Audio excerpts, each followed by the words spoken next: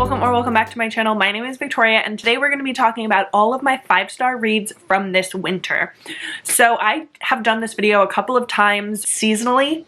I separated the year into basically 3-month increments and I share my 5-star reads from those last 3 months. So I will link my previous one down below, which was the fall 5-star reads. So that was September, October, and November, and this one is going to be from December through February, and I'm really excited to talk about all of these because I love talking about books that I love, and I have spoken about all of these books before because they are favorite books and because they were in all of my wrap-ups from those months. So you've heard me talk about these books before, but I wanted to share a specific video where I was talking about all of my 5-star reads from winter. So the first one that I have is actually one that was on my favorite books of 2023, so I will link that video down below if you haven't seen it, but that is Losers Part 2 by Harley LaRue. So this one is part 2 in the Losers duet. If you have not read this duet, this is a duet that follows a heroine named Jessica, I believe, who was a bitch in high school. She bullied these 5 guys relentlessly, and they all couldn't stand her, and she was the super popular girl, and they were all really weirdos. And this book takes place years later after they've graduated from high school. The heroine went to college and is now back in town, and she has an interesting relationship with the losers, and she ends up forming this deal basically where a couple of them have become mechanics, and her car breaks down and she ends up basically paying for her car in sexual favors, and they start this romance. So the first part of this duet, I didn't give 5 stars, I actually gave it 4 stars. I enjoyed it, but it had more of a sexual connection rather than a romantic connection. But in book 2, the connection between all of these characters was so fabulously done. This book was immaculate. I said it before, I've said it already, but the connection between these characters, there are so many characters. There are 4 or 5 guys, and then there's the heroine, and the relationship that she has with every single one of these guys and that every single one of the guys has with each other is so beautiful, and I absolutely adored this book. It was, like I said, one of my top favorites of 2023. I really adored and connected with these characters, and they were all very complex. Like the heroine, she bullied the guys in high school, but the way that she talks about it and why she was the way she was and how them forgiving her and her realizing what a shitty person that she was and knowing that she was a shitty person but not being able to stop being a shitty person, like it was so well done and I absolutely loved it. It also had an interesting like suspense almost aspect to it that I really loved because the losers all have most of them have pretty shitty home lives and like some trauma in their pasts, but I absolutely loved it. Would definitely recommend it, and I stand by my 5-star rating. The next one that I have is another one that ended up on my top favorites of 2023. I'm shocked that I had 2 books from December that ended up on my top favorites of 2023. My 2 5 stars from December were both on my top favorites of the year, and that other one is God of Fury by Rita Kent. I actually have it right here. I love this book with my whole heart. I 100% stand by my 5-star rating of this book. I love this so much. So if you have never read the Legacy of God series by Rita Kent, this is book 5, I believe, or 4 in the Legacy of God series. And this series follows the children of other books from Rita Kent's universe, but I didn't read the other books. I only read the Legacy of God series. Basically, this series follows 2 colleges that both exist on the same island in England, and both of the college feature the children of very powerful, very wealthy people. A lot of mafia children go to these colleges, and one college is more for American students and the other college has more English students in it. And this book is a romance between the second to the secret society in one college and the twin brother of the head of the secret society in the other college. I hope that made sense. Basically, there are these not so secret societies that exist on both campuses, and they are very much enemies. The 2 societies hate each other, absolute rivals, and the hero Brandon, one of the heroes Brandon, his twin brother Landon is the head of the society on the British campus, and the other hero, whose name is Nikolai, is the son of a mafia leader, and he is the second to this society on the American campus. And the Nikolai and Landon absolutely hate each other. But Nikolai and Brandon, who are the heroes in this story, end up falling in love, and they have an absolutely beautiful romance. The mental health discussion in this book is so well done.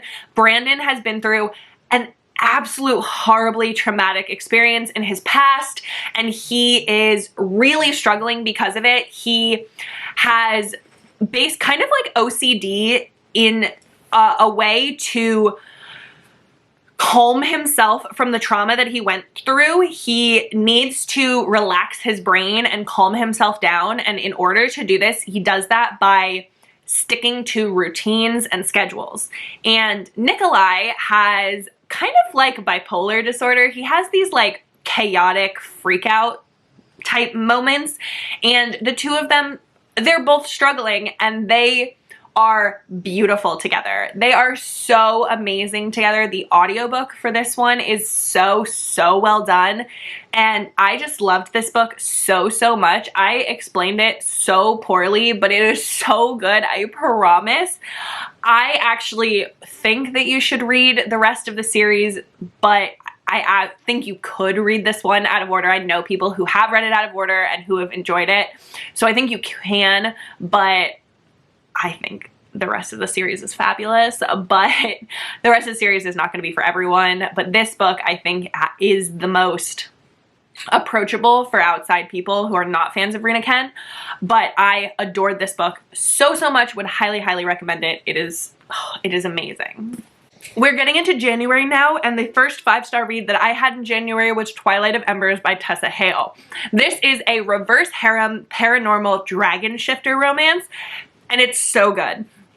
So I have always loved Tessa Hale's reverse harems. I have read, I think, almost all of her books, and they are so well done and so approachable. I actually included her in my guide to why choose of where to start. So I'll link that video down below if you haven't seen it either. But she is a great start to why choose, and this book is so good, and I'm dying for book 2, which I think comes out in April. So this one is, like I said, it's reverse harem, and it is paranormal. The heroine is going to this new college, and she ends up meeting these guys, and these guys recognize her as their mate. However, the heroine has no idea what they're talking about because she is not aware of the fact that she is actually a dragon shifter. And so not only do the guys have to try and convince her that she is their mate, they also have to convince her that she transforms into a freaking dragon. So it is so good. All of the guys are very distinctive. You have so many tropes in this one.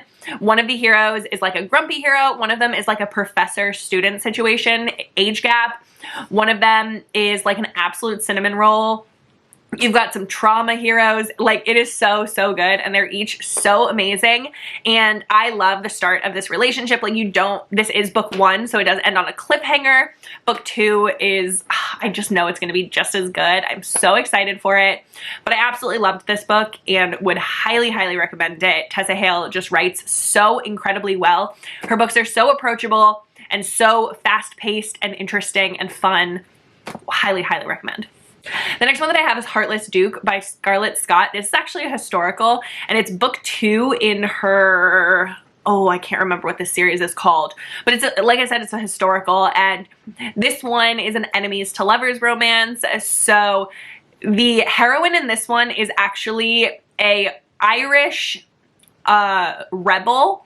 She is part of this group that is fighting for Irish rebellion from England.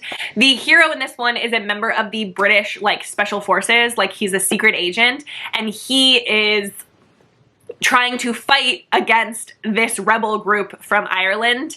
And the heroine poses as a governess and ends up kidnapping the baby of the family that she's working for, which just so happens to be the brother of the hero.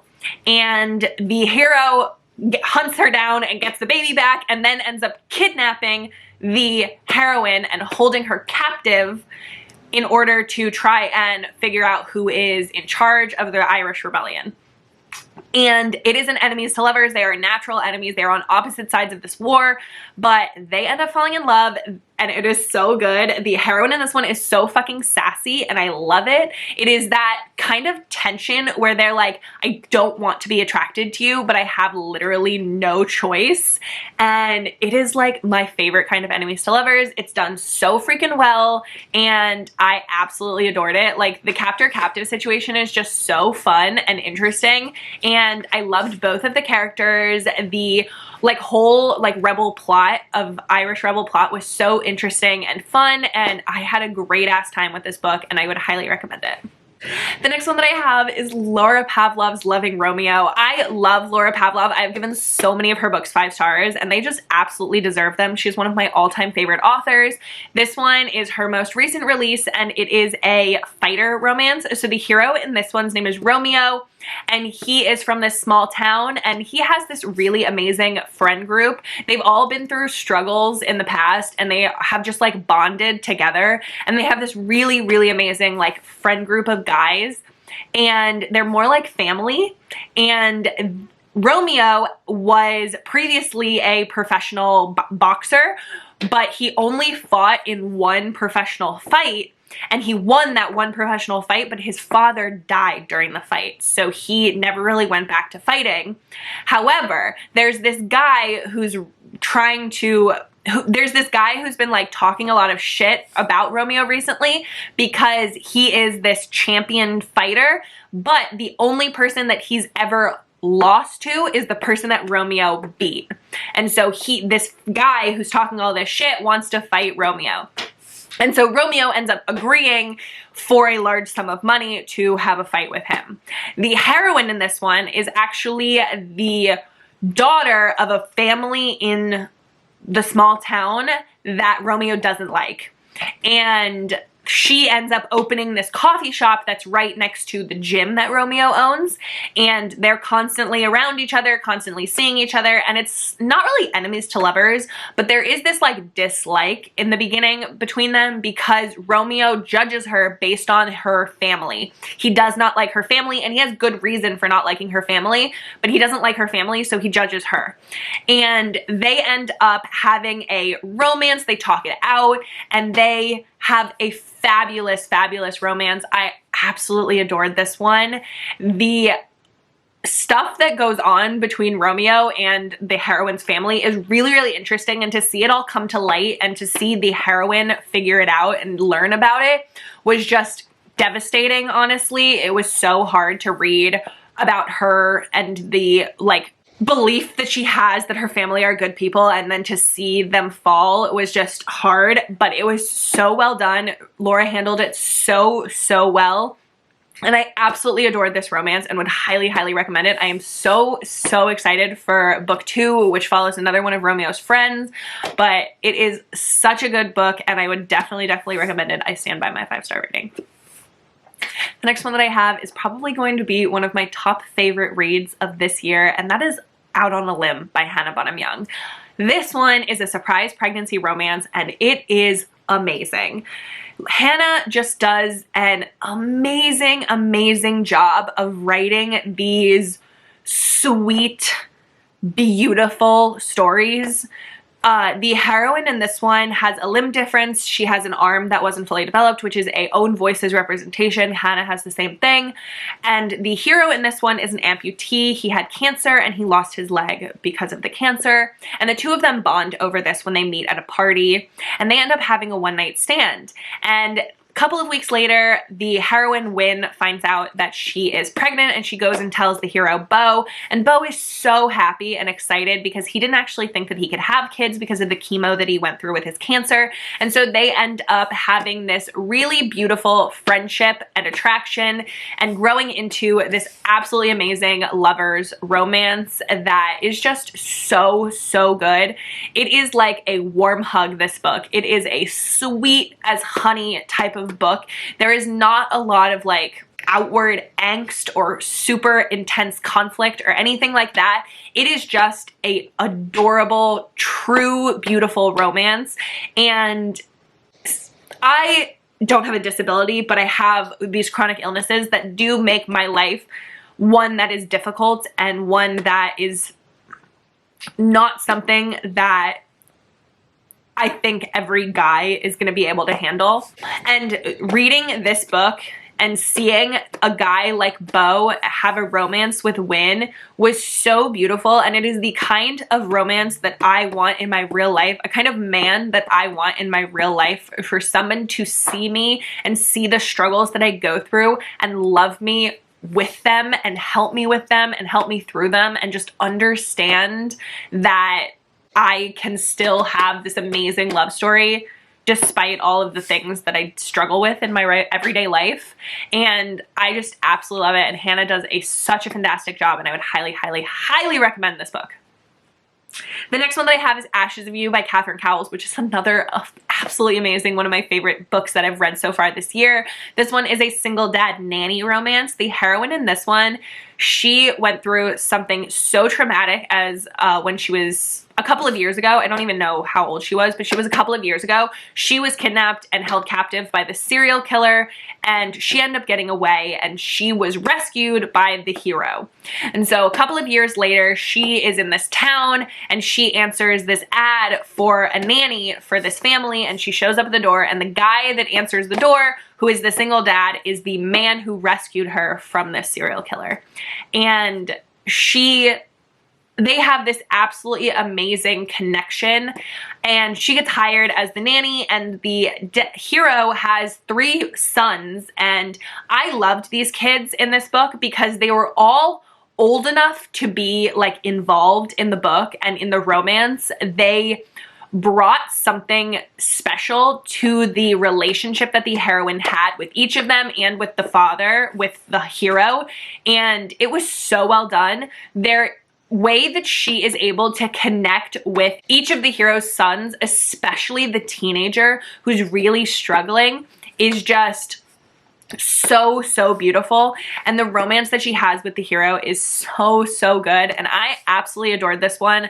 Catherine Cowles does such a fabulous job with each of her books. I swear she's just getting better and better and better with each one of her books.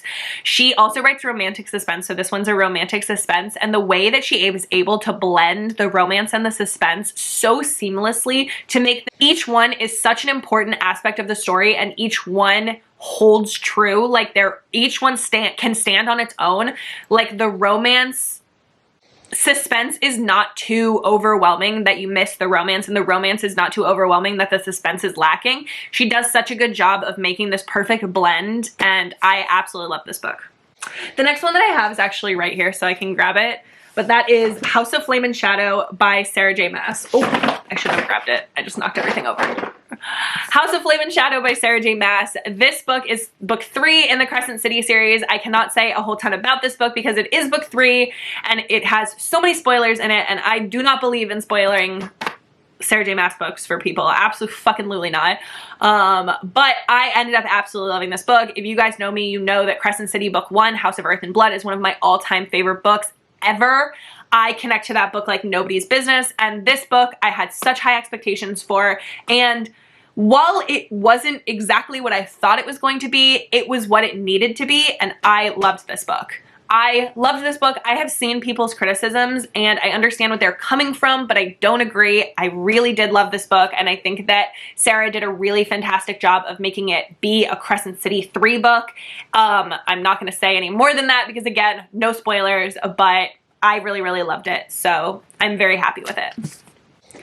The next one that I have also happens to be right here because this is my over here that I am reaching for is my like books to be hauled.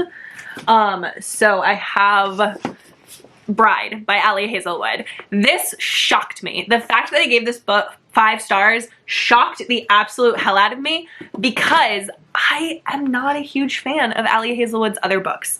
I read Love Hypothesis and I liked it. I gave it 4 stars. It was a fun time. But I tried to read her other books and I was not a fan. I actually DNF'd I think 2 of them and I actively despised one of them. So I was really shocked going into this that I actually loved it. I actually ended up really, really loving this book. I went into this with very, very low, beyond low expectations. I went in with negative expectations. I went in thinking I probably won't like this, but I'm gonna try it anyway because I got it from the library and it's free.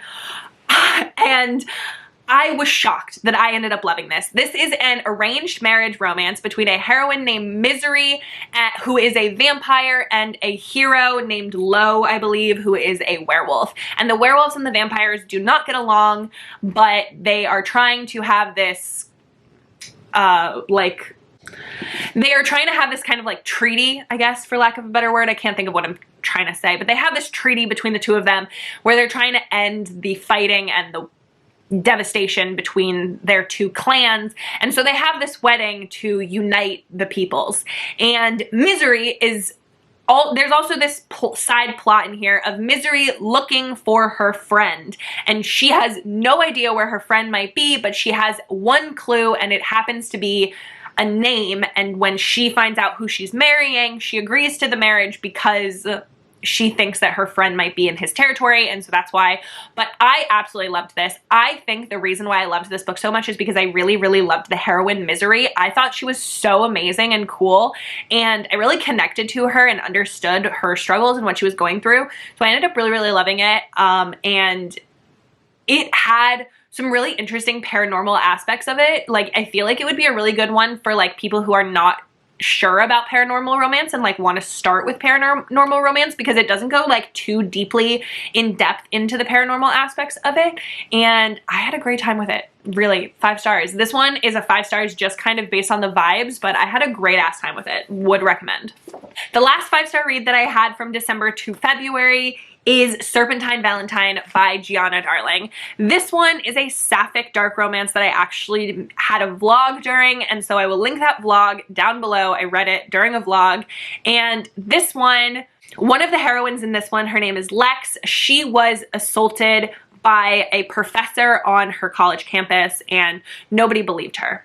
And she has this basically revenge plot against the man who assaulted her, the headmaster of the school who used to be her mentor, who did not believe her and is helping the man who assaulted her, and then also basically against other men on campus who are shitty.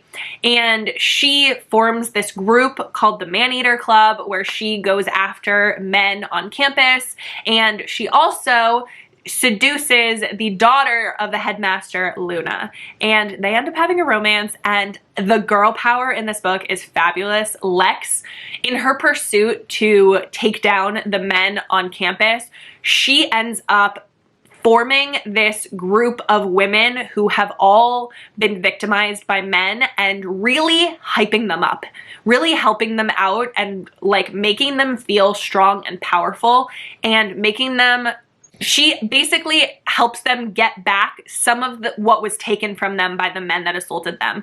And she helps them have a self-defense class. She helps them have a, like, talk about their feelings and what they've been through type of like meetings and therapy and stuff like that. And it is just so incredibly well done. It has a darkness to it, but it's not overly dark in the sense of like things that don't actually happen. Like the heroine in this one, what she has gone through, what this man did to her is so utterly disgusting, but it happens every single day. And that is the part that makes this book so powerful, because this book ends on a happily ever after, which is the only reason why I could read it.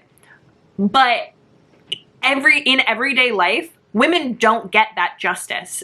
And reading this book and seeing a man and seeing the people who help him get taken down made me so happy. But I was so angry and frustrated reading this book because of the people who don't believe Lex and because of all the things she's gone through. Like, she is an absolute powerhouse, and I loved this book. I want Gianna Darling to write more sapphic romances. I want more sapphic romances like this one. I don't want rom-com sapphic romances. I want sapphic romances like this one, the dark and gritty sapphic romances. So if you have any recommendations for me, please leave them in the comments. But I I loved this book. I had an amazing time reading this book, and I would very much recommend it. But that's the last one that I had. That's the last 5-star from the winter. So like this video if you liked it, subscribe, stick around, see more content from me. Leave me the firework emoji in the comments, or a recommendation for a book that you think that I'll love that I should give 5 stars. But that's gonna be it for this video. So thank you so much for watching, and I hope you have the absolute best day. Bye.